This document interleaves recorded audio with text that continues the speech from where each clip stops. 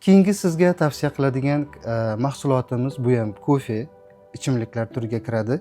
Bu ham Nilrich korporatsiyani eng zo'r yaxshi kofelardan bittasi bo'lib, buni tarkibida Hindiston yong'og'i qo'shilgan, sut mahsulotlari bor, suvda tez eriydigan qahva bor, jo'xori fermentlari bor hamda tremega qo'ziqorinlardan iborat bo'lib, bu mahsulot inson organizmi uchun juda ham foydali bo'lib, bu ortiqcha vazndan xalos bo'lishda yaxshi qo'llaniladi. Bu mahsulotni bir kunda 1-2 marta iste'mol qilinadi, och qoringa iste'mol qilinadi. Iloji boricha ovqatlar bilan birgalikda aralashtirilmagan ma'qulroq. Ovqat o'rniga iste'mol qilasiz.